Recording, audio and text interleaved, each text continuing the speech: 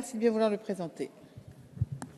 Oui, Madame la Présidente, c'est un amendement qui est très important et qui prolonge un débat que nous avons entamé en 2012. Au fond, en 2012, nous avons dit la nécessité d'aider les entreprises de ce pays à réussir dans la mondialisation et nous avons dit que c'était essentiel pour sauvegarder notre modèle social. Nous avons regretté d'ailleurs que pendant 10 ans, la droite n'ait rien fait sur cette question, ou plutôt ait attendu le mois de mai 2012 avant de se décider à agir. Nous avons dit aussi, et c'est un débat qui mérite et qui est totalement respectable, que l'efficacité, c'était pour la France d'investir dans la recherche, dans l'innovation, bref, une sortie par le haut de la crise et non dans une vaine course vers le bas de l'abaissement des salaires ou du coût du travail. Nous avons dit aussi que cet effort était important. 20 milliards, c'est 1% du PIB. Si l'ensemble allait sur la recherche, le développement et l'innovation, ça permettrait de hisser la France au 3e rang européen, alors qu'aujourd'hui, en la matière, nous sommes au 15e rang. Et avec mon collègue Guillaume Bachelet, nous avions déposé un certain nombre d'amendements pour fonder ce principe du CICE. Nous avons aussi souhaité que les partenaires sociaux soient impliqués dans le suivi de ce crédit d'impôt compétitivité emploi, parce que pour nous, nous avons un principe simple. Chaque euro qui est utilisé pour aider les entreprises à réussir ne doit aller ni dans les dividendes, ni dans les hautes rémunérations, mais bien à la création d'emplois ou à l'investissement. Simplement, il y a un chaînon manquant depuis 2 ans et qui fait la difficulté et qui nous fait craindre beaucoup sur les mois qui viennent, quand viendra le temps d'avoir connaissance des factures, des montants des crédits d'impôt. Monsieur Le Fur a évoqué tout à l'heure un chiffre de 800 millions d'euros pour Carrefour. On a chacun, dans nos circonscriptions, fait des estimations sur les montants qui sont en jeu. La crainte qu'on a, c'est de voir qu'une partie de cet argent n'ait pas été utile parce qu'il serait parti dans la banque, parce qu'il serait parti dans la finance, parce qu'il serait parti, contrairement à ce qu'on avait souhaité avec mon collègue, dans les dividendes ou les hautes rémunérations. Donc aujourd'hui, cet amendement vous propose de boucler la boucle et de dire que tout euro qui n'aura pas été à l'emploi, à la recherche et à l'innovation doit être restitué. C'est plein de bon sens. Et puis je dis à mon collègue, en toute amitié, Dominique Lefebvre, qui a posé une bonne question, parce que quand il dit que c'est très important pour les entreprises d'avoir de la lisibilité, moi je souhaiterais que cette lisibilité, on la fasse ce soir dans l'hémicycle et que sur un certain nombre de questions qu'on peut régler dès maintenant, on dise aux entreprises voilà ce que c'est le CICE et non pas on a un rapport qui dans quelques mois pourra éventuellement remettre les choses en cause. Donc je crois qu'on peut créer cette lisibilité, on peut créer l'efficacité et on peut créer ce qui est une exigence démocratique qui est que chaque euro d'effort qui sera demandé aux Français sera bien utilisé. Merci. La parole est à Madame Sass pour l'amendement 147. Oui, je voudrais renforcer ici les propos de mon collègue Jean-Marc Germain, auquel j'adhère entièrement et l'ensemble du groupe écologiste. Je voudrais d'abord commencer par rappeler que ce qui crée aujourd'hui cette discussion, c'est que d'une part, le crédit d'impôt compétitivité emploi a été mis en place par amendement sans étude d'impact malgré l'importance de son coût. C'est aussi pour cela qu'aujourd'hui nous avons des débats de cette teneur. Et que d'autre part, les premières évaluations montrent qu'il a au moins en partie manqué sa cible, malheureusement, puisqu'il est plus favorable aux entreprises non exportatrices par rapport aux entreprises exposées à la concurrence internationale, comme cela a été dit auparavant. C'est la raison de notre débat de ce jour. L'amendement que nous proposons et qui est similaire à celui défendu précédemment rappelle que la loi a assigné un certain nombre d'objectifs précis au crédit d'impôt compétitivité, que sont l'investissement, l'innovation, la formation, le recrutement. Et nous vous proposons donc de rendre obligatoire et surtout de transformer ces objectifs en conditions et donc de prévoir la restitution de son montant en cas de non-respect de ces conditions et objectifs définis par la loi. Merci. Madame la rapporteure, l'avis du Gouvernement, s'il vous plaît. Alors sur ces 2 amendements, la Commission les a rejetés, mais je voudrais, au-delà de l'aspect conclusion, attendre des conclusions de la mission CICE, apporter quelques éléments. Ce n'est pas parce qu'on instaure des sanctions que ça rend les objectifs contraignants. C'est-à-dire que par rapport au texte de loi tel qu'il existe, il y a effectivement des intentions qui sont précisées, des objectifs, mais le fait d'instaurer ces sanctions ne rend pas du tout ces objectifs contraignants. Donc pour ces raisons, les deux amendements que vous défendez ce soir supposent pour qu'il puisse être appliqué, qu'il y ait une reprécision des conditions. En tout état de cause, je pense que la mission, il y a plusieurs parlementaires sur ces bancs qui en font partie, éventuellement feront des propositions lors de leur rendu de conclusion en septembre prochain. Donc avis défavorable sur ces deux amendements. Monsieur le ministre. Oui, vous l'aurez compris, le gouvernement n'est pas favorable à cette proposition, puisque l'article 66 de la loi de finances, et l'historique en a été retracé, a instauré le CICE, il a prévu qu'il soit utilisé conformément à des objectifs généraux d'amélioration de la compétitivité et de l'emploi. Ce même article a prévu l'instauration d'une obligation de transparence des entreprises sur l'utilisation du crédit d'impôt. Et il a été préféré à la création d'obligations contraignantes dont le contrôle s'avère complexe. Pour suivre et évaluer ces objectifs, je vous rappelle que des instances nationales et régionales ont pour objet de procéder à des évaluations périodiques du dispositif.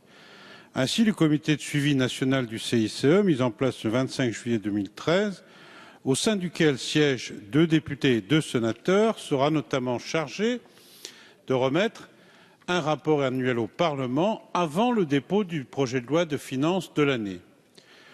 De plus, le Code du travail a été aménagé par la loi du 14 juin 2013 relative à la sécurisation de l'emploi. Elle prévoit que les partenaires sociaux soient informés et consultés avant le 1er juillet de chaque année de l'utilisation du CICE.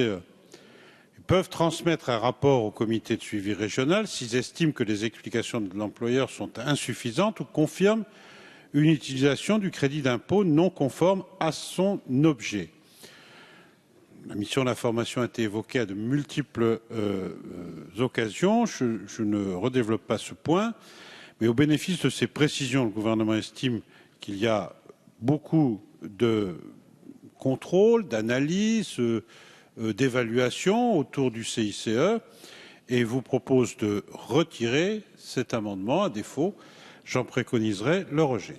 Merci, Monsieur le ministre. Mes chers collègues, vous êtes extrêmement nombreux à avoir demandé la parole, donc je vais vous la donner successivement en demandant à chacun de respecter les 2 minutes, faute de quoi je serai conduite à malheureusement limiter le débat. Monsieur Amir Chahi, premier à avoir demandé la parole. Merci Madame la Présidente. Sans revenir sur le fond du débat sur le CICE, sur lequel chacun a exprimé un point de vue plus ou moins critique ou plus ou moins optimiste, on peut penser l'un ou l'autre, mais en l'occurrence, il y a un argument que j'ai du mal à comprendre, c'est le fait de ne pas non seulement conditionner un certain nombre d'aides publiques à des critères et à des conditions, nous reviendrons sur les questions de conditionnalité tout à l'heure, mais que nous n'envisagions pas le remboursement des aides publiques, de l'argent du contribuable, en cas de non-respect d'un certain nombre d'engagements qui sont censés être pris par les entreprises. En l'occurrence, ce qui avait été instauré, mon collègue Jean-Marc Germain l'a rappelé tout à l'heure, c'est simplement la contrepartie de cette disposition fiscale, à savoir des efforts en matière d'investissement, de recherche, d'innovation, de formation, de recrutement, de prospection de nouveaux marchés, etc. Et si ces engagements n'étaient pas respectés, il me semble à tout le moins normal, après vérification certes, mais ça on a des dispositifs pour le faire, que ces aides publiques de 20 milliards puissent être restituées. Je donne 3 courts exemples pour rester dans les 2 minutes. En 2013, l'entreprise Punch Metal International avait bénéficié d'1,4 million d'aides publiques pour le rachat d'une entreprise. Il y avait 2 conditions à ça. Le maintien d'un emploi sur un certain nombre d'emplois sur un site et la poursuite de l'activité sur un autre. Ça n'avait pas été fait et la collectivité locale publique qui avait donné ces aides avait demandé le remboursement. De la même manière, le Conseil régional des Pays de Loire avait demandé à l'entreprise Michelin, par ailleurs exemplaire en d'autres domaines, le remboursement de 500 000 € car il n'avait pas respecté des conditions en termes de création d'emplois. D'ailleurs, pragmatiquement, la région avait demandé à ce moment-là soit le remboursement intégral de l'aide, soit un sursis, c'est-à-dire un délai supplémentaire. Et enfin, dernier exemple, et il sera très court.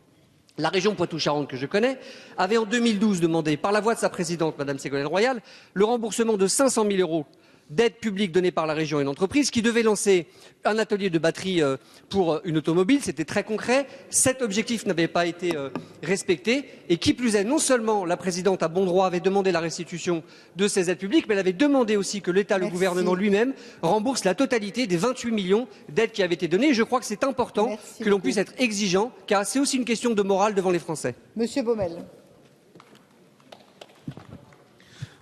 Oui, notre collègue Dominique Lefebvre a évoqué le trouble que pourrait créer chez les entreprises une modification des dispositions législatives. Je voudrais, pour ma part, évoquer le trouble que pourrait créer chez les électeurs quelques évolutions à venir. Je crois que nous avons deux rendez-vous avec nos concitoyens. Dans quelques semaines, lorsque les médias donneront des exemples de grandes entreprises ayant touché beaucoup de CICE et ayant dans le même temps fermer des sites en France, délocaliser, détruire des emplois et augmenter la rémunération de leurs actionnaires.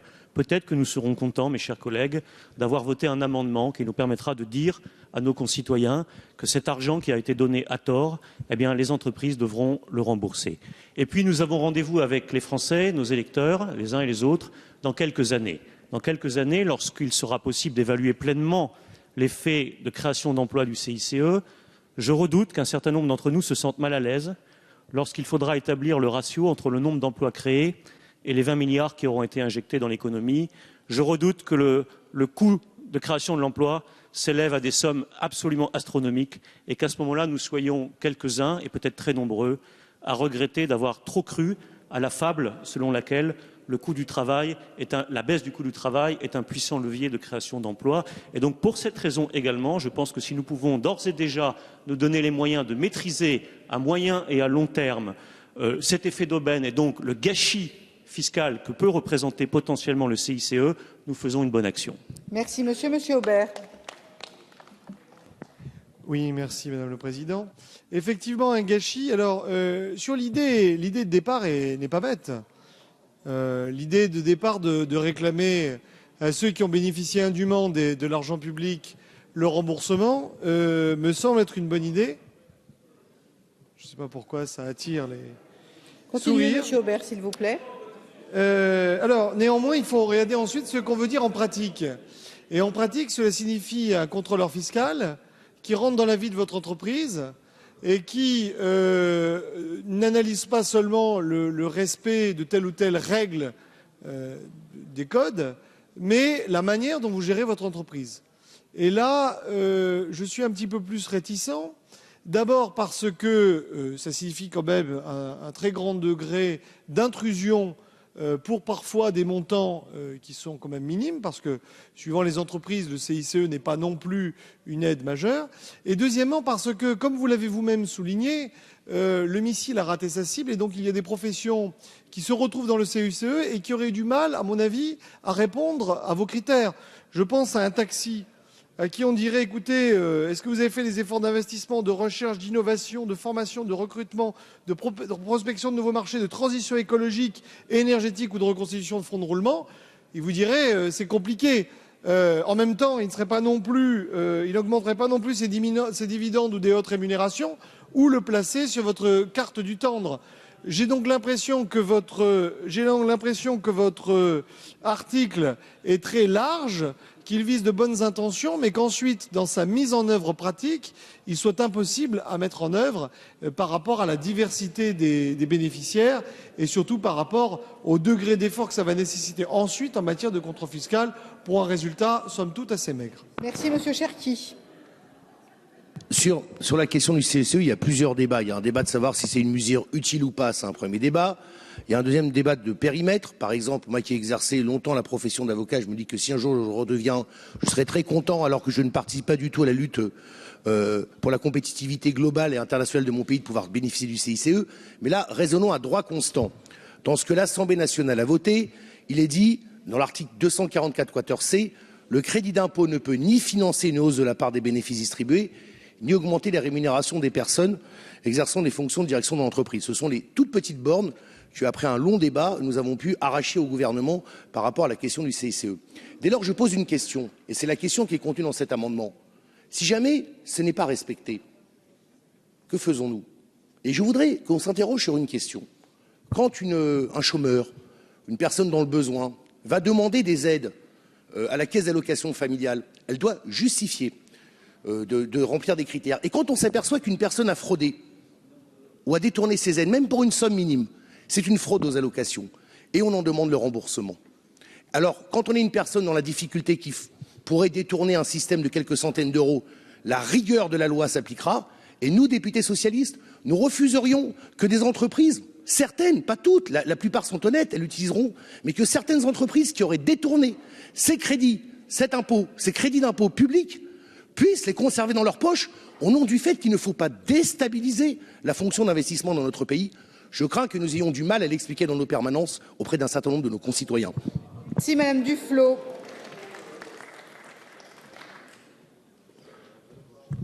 Oui, je voudrais reprendre l'argument de la rapporteure qui a dit « ce n'est pas parce qu'on instaure des sanctions qu'on rend la loi contraignante ».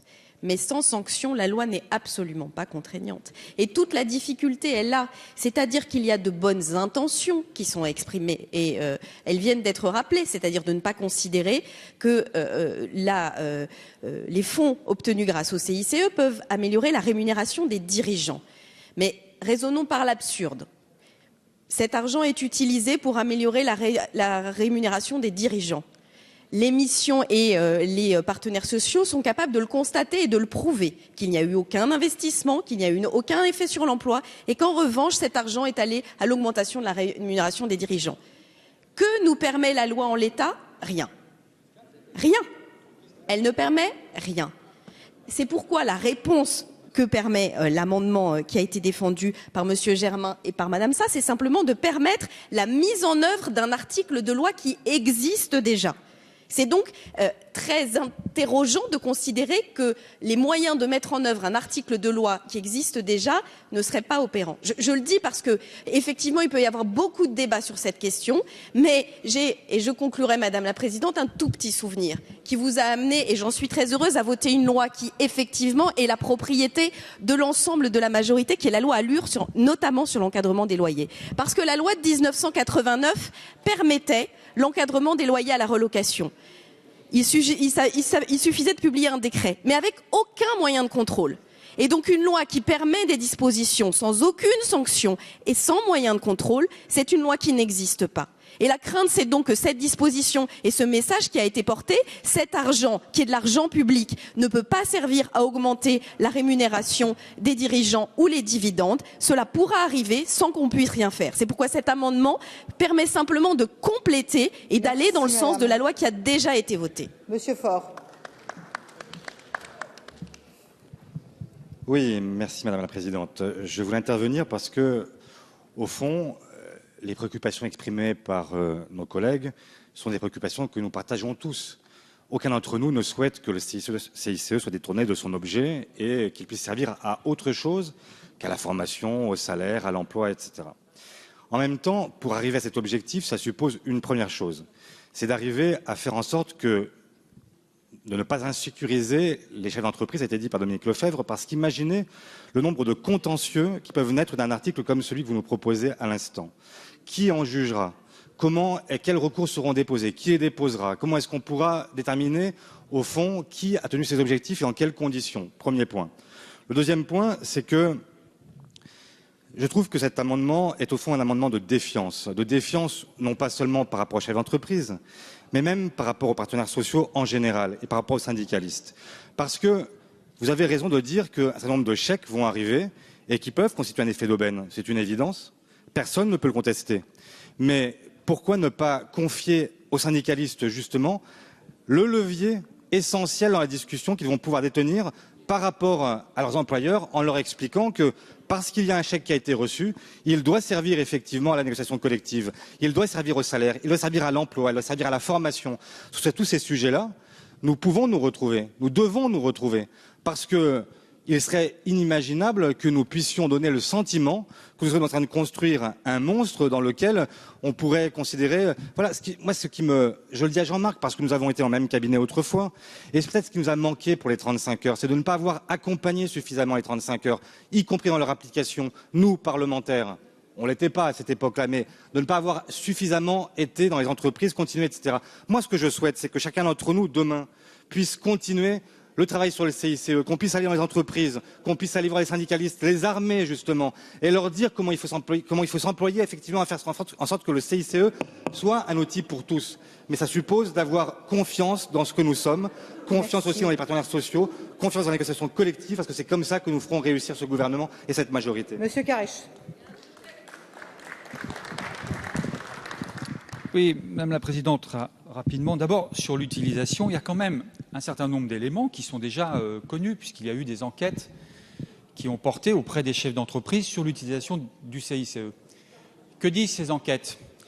Elles disent effectivement qu'il y a un objectif qui est celui de l'emploi, de l'investissement, mais aussi des salaires, de l'augmentation des salaires, et y compris dans des secteurs d'activité comme la grande distribution. Et moi, personnellement, ça ne me choque pas qu'il puisse y avoir, y compris à travers le CICE, un certain nombre d'augmentations de salaires. Et je dis qu'il y a même un paradoxe pour ceux qui nous expliquent qu'il faut soutenir la demande et qui veulent cibler le CICE uniquement sur l'investissement et l'innovation. Parce qu'effectivement, si on va dans ce sens-là, eh bien, les augmentations de salaire, elles n'auront pas lieu. Deuxième point, il y a un processus d'évaluation et de contrôle qui est mis en place avec les partenaires sociaux. Je crois qu'il faut laisser s'installer ce processus et puis effectivement l'évaluer, notamment à travers la mission qui sera mise en place. Enfin, dernier point sur les sanctions. Regardons ce qui se passe avec le crédit d'impôt recherche. Les services fiscaux vérifient, d'ailleurs les entreprises s'en plaignent beaucoup, les services fiscaux vérifient très précisément l'utilisation qui est faite du crédit d'impôt recherche. De la même manière, les services fiscaux auront la possibilité de regarder comment est utilisé le CICE. Donc je pense que sur ce plan-là, écoutez, regardez encore une fois, renseignez-vous, regardez ce qui se passe avec le crédit d'impôt recherche. Je pense qu'à travers des contrôles fiscaux, il y a une capacité de contrôle de l'administration sur l'utilisation, y compris du CICE. Merci, Monsieur Léonard. Et merci, Madame la Présidente. Je suis co-signataire de cet amendement, donc je voudrais vous expliquer un petit peu l'état d'esprit qui est le mien. Tout d'abord, un rappel. Le CICE, si en décembre 2012, l'Assemblée nationale l'a voté, c'était pour renforcer la compétitivité de notre appareil productif soumis à la concurrence internationale. Renforcer la compétitivité de notre appareil productif, victime de la non-harmonisation sociale fiscale à l'échelle européenne. Et notamment à l'appui de ce CICE, le gouvernement a mis en place 34 filières pour la reconquête industrielle pour inaugurer la nouvelle France industrielle. Eh bien moi, je voudrais vous livrer une illustration de cet amendement. Issu de ma circonscription, l'entreprise Ardam Electrolux à Revin, c'est un groupe international qui aujourd'hui fabrique des machines à laver dans une commune de un peu moins de 10 000 habitants. En octobre 2012, le groupe Ardam Electrolux, a décidé de délocaliser sa production de machines à laver en Pologne. Non pas parce que les salariés ardennais de Revin étaient improductifs, l'entreprise de Revin gagne de l'argent, mais Electrolux, un groupe international, décide d'en gagner plus. Et un petit rappel, à l'occasion du premier trimestre 2014, ce groupe a enregistré un bénéfice de 82 millions d'euros. Eh bien, aujourd'hui, au moment où on se parle, c'est 230 emplois qui vont être perdus sur ma circonscription, sur cette ville, et le groupe Electrolux bénéficie du CICE. Et lorsque nous sommes retrouvés en mars 2013 à la table du ministre du redressement productif, eh bien, le directeur Europe du groupe Electrolux nous a dit que finalement, le CICE, c'était de l'argent de poche. Et que c'est pas avec ça et à cause de ça qu'il allait maintenir les emplois dans les Ardennes et en France. Eh bien, je dis que je n'ai pas besoin, en ce qui me concerne, d'une étude et d'un rapport qui sera remis en septembre prochain. Et en disant ça, je suis appuyé par les représentants syndicaux et les partenaires sociaux de cette entreprise pour dire que dans ce cas, le CICE perçu par l'entreprise Electrolux doit être remboursé. Et c'est bien pour ça que je signe cet amendement et que je vous invite à le signer avec moi. Merci, Monsieur Léonard. Mes chers collègues, je vous informe que sur le vote des amendements 267 et 147, je suis saisie par le groupe GDR d'une demande de scrutin public. Je fais bien sûr annoncer le scrutin dans l'enceinte de notre Assemblée. Je donne la parole à Monsieur de Courson pour 2 minutes.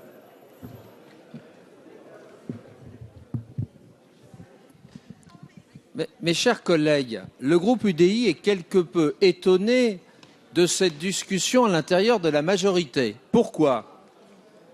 Mais pour ceux qui ont participé au débat lors de la création du CICE, je vous rappelle que ça s'est fait nuitamment sous la forme d'un amendement gouvernemental. Le débat a eu lieu sur les contreparties. Et vous avez tous voté, mesdames et messieurs les membres de la majorité, un texte dans lequel il n'y a aucune contrepartie. Alors, vous voulez sanctionner des entreprises, mais sur quelle base? Il n'y a aucun engagement, entreprise par entreprise, sur les objectifs et la contrepartie du CICE. Donc, l'amendement que vous proposez, il est totalement contraire à tous les principes du droit. Vous voulez sanctionner des gens, vous les accusez de ne pas avoir réalisé quelque chose sur lequel ils ne se sont pas engagés. Mais pas du tout, mon cher collègue. Vous n'avez pas lu l'article qui a créé le CICE? Il y a des objectifs. Un petit peu de calme. Mais je suis désolé, mon cher collègue. Si vous voulez réécrire totalement le CICE, prévoyez à ce moment-là une convention par entreprise qui fixe entreprise par entreprise les objectifs en contrepartie duquel vous verserez le CICE. Mais je vous rappelle que le CICE, il est à guichet ouvert, il n'y a aucune contrepartie. Et est-ce que vous pensez possible de signer 2 millions de conventions avec les 2 millions d'entreprises qui vont bénéficier? Mais mes chers collègues, vous avez une vision totalement archaïque. Et je voudrais rejoindre le collègue, enfin l'aile modérée du Parti socialiste qui a pris la parole, et en particulier notre collègue Faure, qui dit des choses, mes chers collègues, pleines de sagesse.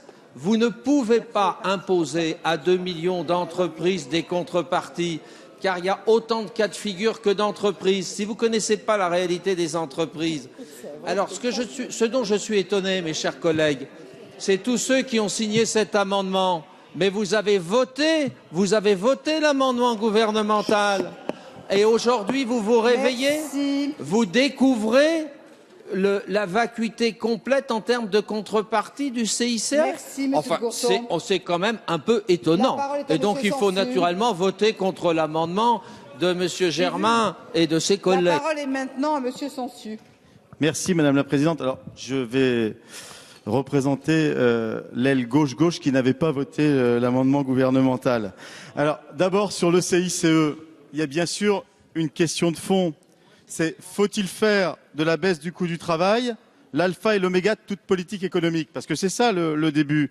Et il y a débat, d'autant plus débat que cette mesure est une mesure qui a été prise sans discernement et sans conditionnalité réelle. Et c'est ça le problème. Tout à l'heure, un certain nombre d'amendements qui émanaient et des écolos et de notre groupe prévoyaient d'enlever le notamment. Parce qu'il faut enlever le notamment dans l'article 244 quater, sinon on n'est pas cohérent. C'est une mesure aussi très consommatrice de fonds publics. Et c'est pour ça qu'elle est discutée, c'est normal. Alors l'amendement qui est proposé nous paraît, député de Front de Gauche, de bon sens. Pourquoi c'est de bon sens? Parce que comme l'a dit un de nos collègues, dans toutes les collectivités locales que nous gérons, notamment les régions où il y a des aides aux entreprises, il y a partout des conditions et des conditionnalités et des remboursements.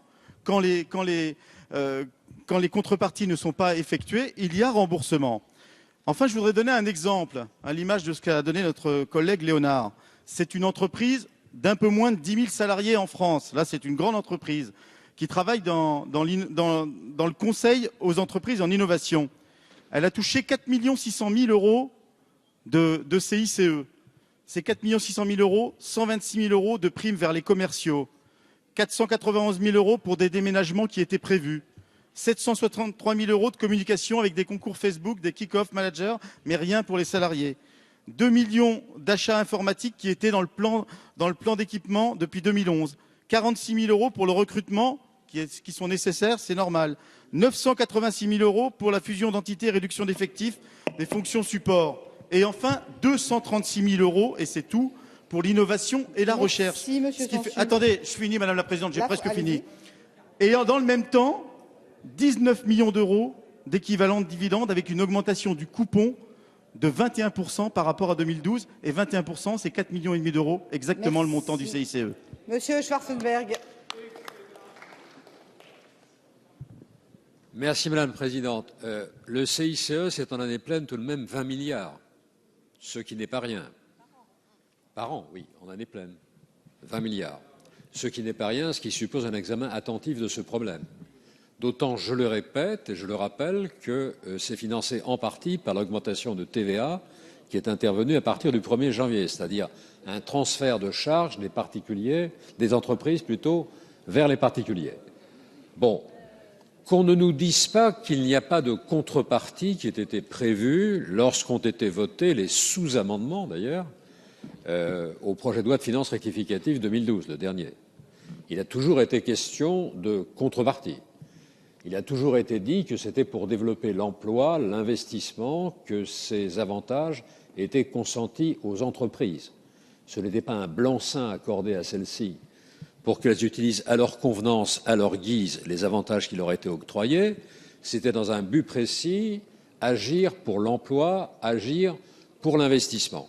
Et je trouve que ceux qui sont intervenus en disant « mais il n'y a pas de conditions, il n'y a pas de contrepartie », sont très en dessous de ce que dit le président de la République, puisque dans sa... Non, ce n'est pas la loi, mais c'est un interprète de la loi aussi valable qu'un autre. Le président de la République, dans sa conférence de presse du 14 janvier dernier, dit, en parlant des contreparties, « Ces contreparties doivent être définies au plan national et déclinées par branche professionnelle. Elles porteront sur les objectifs chiffrés d'embauche, d'insertion des jeunes, de travail des seniors. » Comment n'être pas d'accord, comme nous le sommes toujours, avec le président de la République sur cette notion de contrepartie indispensable et d'observatoire des contreparties. Merci. Donc, par fidélité, comme nous tous ici, à la pensée développée de manière si constante par le président de la République, nous ne pouvons qu'entrer dans cette logique. Merci, Monsieur Larrivé. Il restera 2 orateurs inscrits après Monsieur Larrivé.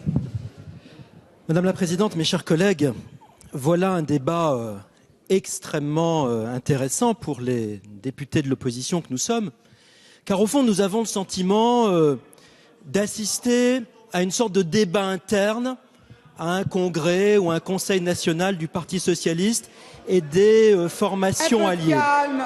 Alors on a au moins compris une chose, c'est que vous considérez que le dispositif du CICE fonctionne très mal. Et là-dessus, évidemment, nous avons un point d'accord, puisque la croissance est nulle, le chômage explose, le pouvoir d'achat recule.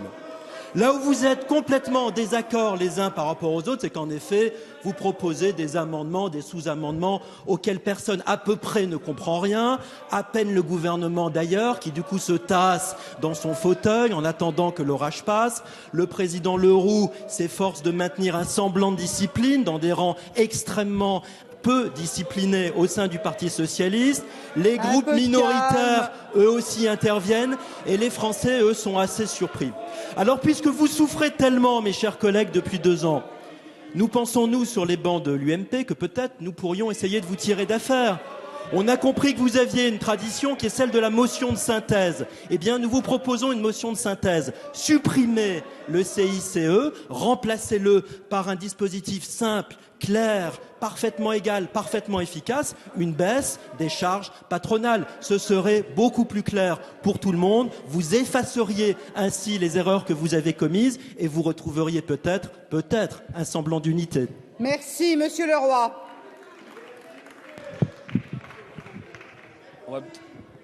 Monsieur Larrivé, vous parlez d'unité.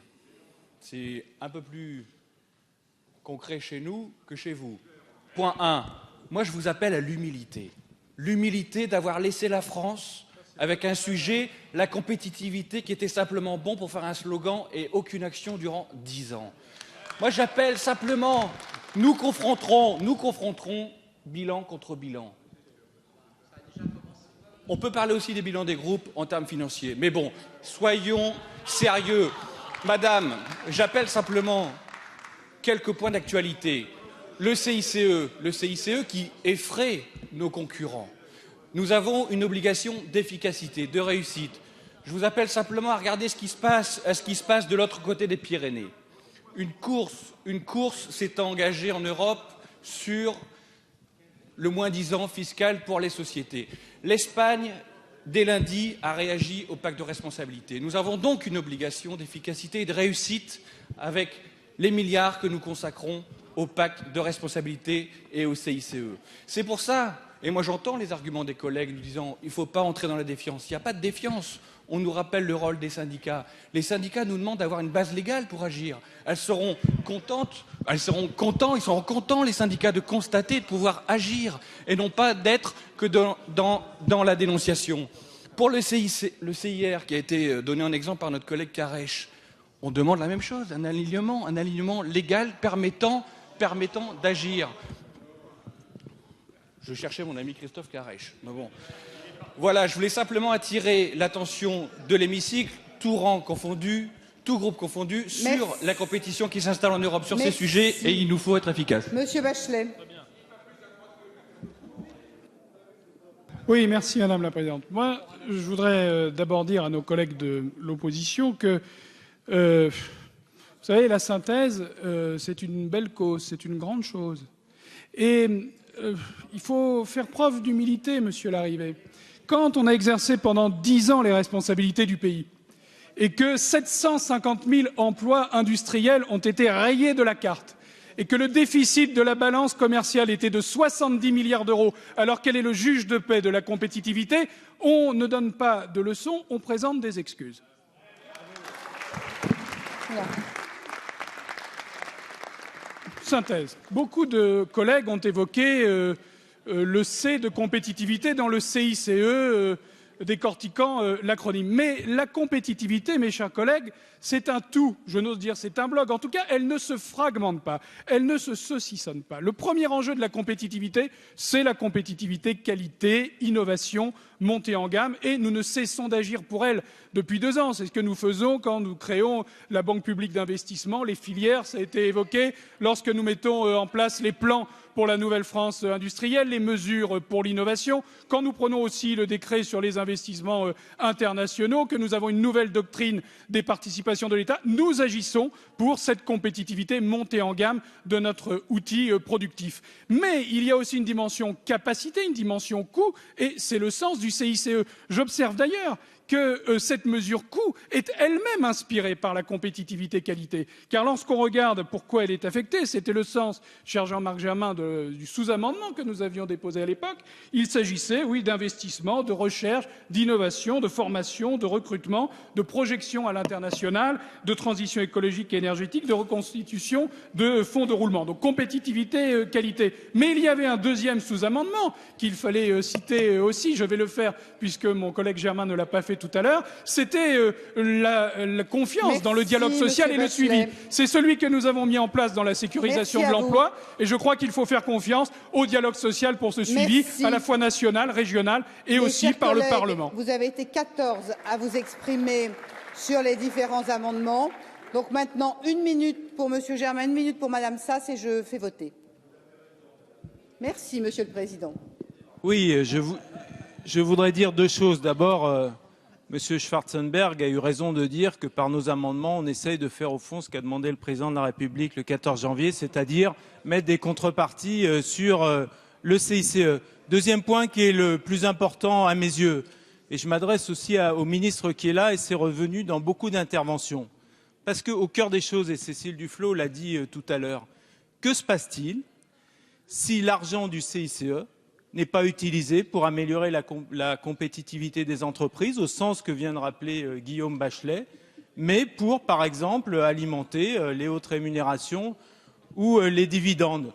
Il y a une circulaire qui a été prise par le ministère des Finances juste après le vote de notre loi. Et cette circulaire, elle a dit quoi? Elle a dit la liste qu'ont voté les parlementaires, elle est indicative.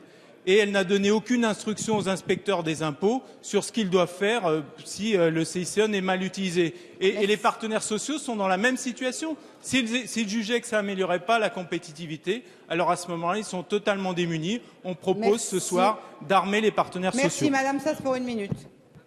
Oui, je voulais juste rappeler en cette fin de débat que les 20 milliards d'euros que vont nous coûter le crédit d'impôt compétitivité, ils sont financés par les efforts des Français, par l'augmentation de la TVA hier et par le gel des prestations sociales demain. Et que donc la moindre des choses, pour des raisons de justice, c'est que nous, parlementaires, nous nous assurions que cet argent qui est né de l'effort des Français soit justement employé. Et notre responsabilité, c'est donc que nous nous donnions les moyens par cet amendement de demander aux entreprises dont on a constaté qu'elles n'employaient pas à bon escient le CICE de restituer les sommes perçues. C'est tout simplement une question de justice, puisque cet argent, c'est bien l'effort des Français qui l'a financé. Merci madame. Mes chers collègues, je vais donc maintenant vous proposer de procéder au scrutin. Je vais d'abord mettre aux voix l'amendement 267. Chacun... Ils sont en discussion commune, ils ne sont pas identiques et je dois donc mettre d'abord le 267 aux voix, je vous le reprécise. Je mets donc aux voix l'amendement 267 avec avis défavorable, je le rappelle, de la Commission et du Gouvernement. Le scrutin est ouvert. Le scrutin est clos. Votant 132, suffrages exprimés 128, majorité absolue 65, pour 51, contre 77, l'amendement n'est pas adopté.